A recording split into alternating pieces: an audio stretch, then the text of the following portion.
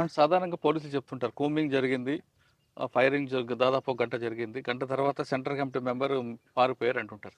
పోలీసులు కొండ చుట్టూ రౌండప్ చేసిన తర్వాత కూడా అడవి చుట్టూ ఎలా పారిపోతుంటారు మరి?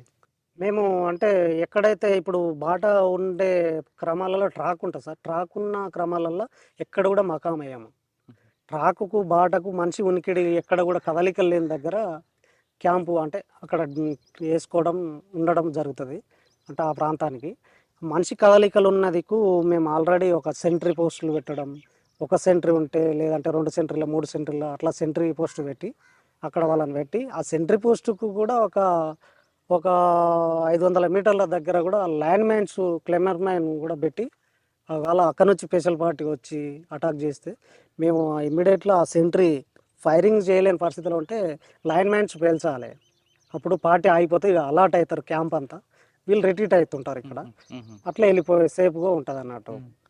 అది పరిస్థితి. లేదు అంటే ఫైరింగ్ చేయాల్సిందే.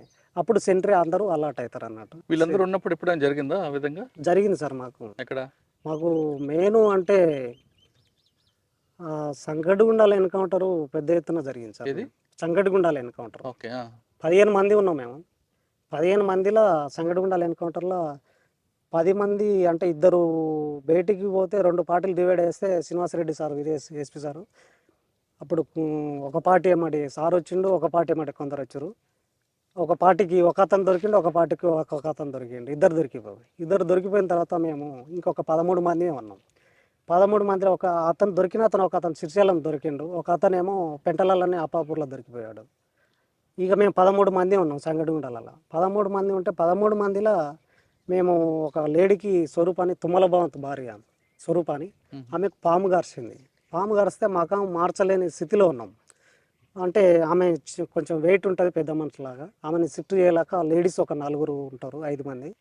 ఆమె కోసం స్నానం చేపించడం, ట్రీట్మెంట్ చేయడము, ఆమెను షిఫ్ట్ చేయడానికి జర టైం పట్టింది. అయితే ఇక ఆ క్రమాలల్లో మాకు అక్కడ దొరికిపోయిన వ్యక్తి, ఇక్కడ దొరికిపోయిన వ్యక్తి 2 పార్టీలు పోలీసు బలగాలు 2 బలగాలు రావడానికి మా దగ్గర రావడానికి ఒక రోజంతా ఒక 24 అంటే 42 రోజులు పట్టింది మా దగ్గరికి రావడానికి, పార్టీలు బలగాలు రావడానికి. వచ్చిన తర్వాత ఫ్రీ ప్లాన్ మీదనే సారు అక్కడ శ్రీనివాసరెడ్డి సార్ అక్కడ ఒక పార్టీని, ఇక్కడ ఒక పార్టీని పెట్టి రిట్రీట్ ఎట్లా అవుతారు, ఎక్కడి నుంచి వస్తారు అనేది కూడా కనుక్కొని మేము ఎక్కడైతే సెంటర్ పెట్టినామో అక్కడ నుంచి ఫైర్ చేశారు. సెంటర్ మీద ఫైర్ చేస్తే మేము వెనక్కి రిట్రీట్ అయ్యి సేఫ్గా జోన్లోకి వెళ్ళిపోవడానికి ట్రై చేసి ఉరికినాము. రిట్రీట్ అయ్యే క్రమాల్లో సేఫ్ జోన్లోకే అంబుష్ చేసి పెట్టిండు ఎవరు, శ్రీనివాసరెడ్డి సార్ పార్టీని. ఆ పార్టీ అటాక్ చేసి పడేసి కొట్టేసింది. ఇక కొడితే ఆడనే 8 మంది ఫస్ట్ మకంలోనే క్యాంపులనే 8 మంది పడిపోయారు. 8 మంది బాడీలందరూ.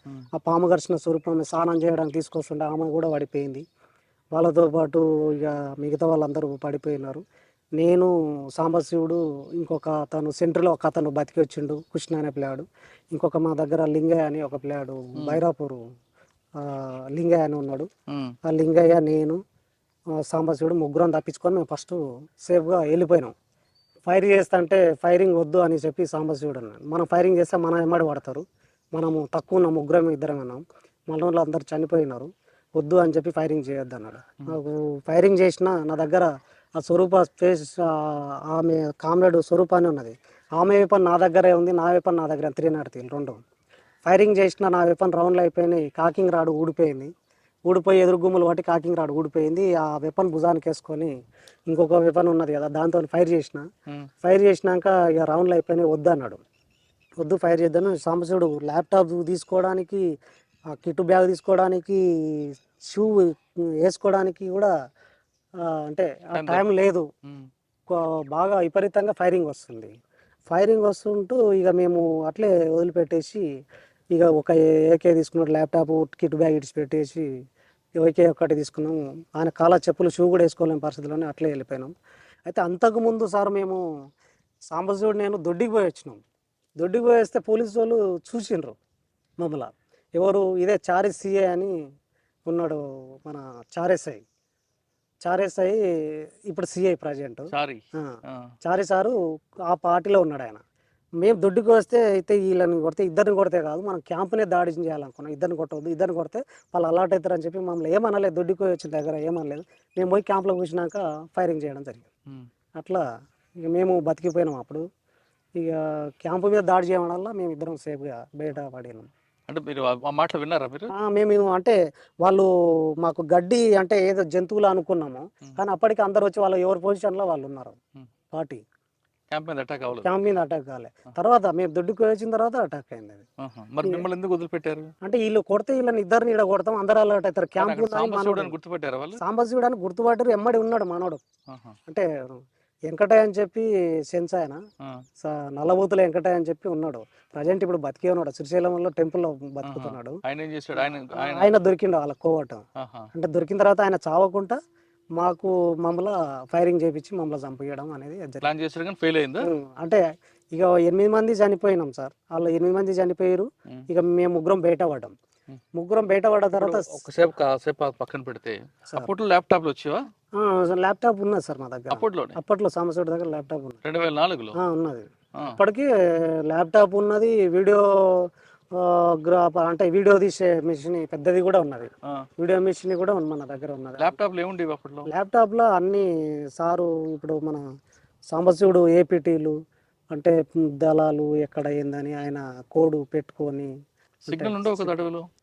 అంటే సిగ్నల్ ప్రాంతానికి హైట్ ప్రదేశానికి పోయేటప్పుడు ఫోన్లు వస్తాయి సార్. అప్పుడు ఫోన్లు వచ్చేది. హైట్ ప్రదేశానికి పోయినప్పుడు ఫోన్లు ట్యాబ్ తీసుకెళ్ళేది. అంటే ఆ విధంగా ముగ్గురు బయటపడ్డారు. అవును సార్. పడిన తర్వాత మేము పారిపోయినాం సార్. ఇంకా పారిపోయి కర్నూలు ఫారెస్ట్లోకి వెళ్ళిపోయినాం. అప్పుడు కర్నూలు ఫారెస్ట్లోకి వెళ్ళిపోయినాం. కంపవాగ అని చెప్పి సంగడిగుండాలకు దగ్గరనే ఉంటుంది రివర్ బెల్ట్. అది కంపవాగకి వెళ్ళి దాటి నది దాటి కర్నూలు ఫారెస్ట్లో పోయి ఆ ఫారెస్ట్లో పోయి ఉన్నాం నైట్. అక్కడ నైట్ ఉన్నాం, అంటే నైట్ మొత్తం ఉండట్లే, ఒక మధ్యరాత్రి 12 గంటల వరకు ఉన్నాం. అక్కడ మాకు కింద బిర్జి కదిలివనం నుంచి ఒక బోటు పిలిపించుకున్నాం, అంటే బుట్ట తెప్పించుకున్నాం. ఇక్కడ కంపవాకి వెళ్ళి బుట్ట పిలిపించుకొని ఈ బుట్టను తీసుకొని మేము నైటే మళ్ళీ మా దగ్గర సెంట్రీ అని తప్పించుకొని వచ్చిండు కృష్ణ. ఆ కృష్ణ, నేను, ఇంకొక లింగయ్య, మన సాంబశివుడు. ఇక మేము నలుగురం అయినాం. ఇక అందరు చనిపోయినారు, మేము నలుగురం ఉన్నాం. ఈ నలుగురము బుట్ట వేసుకొని నదిలోకి వెళ్ళి నైటు 5 గంటల వరకు మేము ఎక్కడ అచ్చంపేట ఏరియాకి వచ్చేసినాం సార్.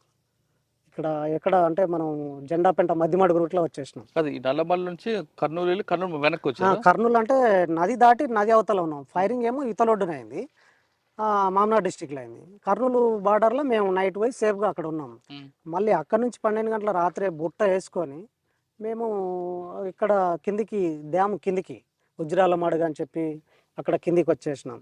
అక్కడ ప్రకాశం డిస్టిక్ వాళ్ళు వస్తారు, ఏపీటీ ఉంటుంది, అక్కడ వెళ్ళిపోదాం అని చెప్పి అక్కడ జరగడం జరిగింది. నైట్ బుట్ట వేసుకొని వచ్చి ఒడ్డు దాటి ఆ కదిలివనం దగ్గర దాటి బుట్ట అక్కడ పెట్టేసి మేము నలుగురం అక్కడ వచ్చినాం.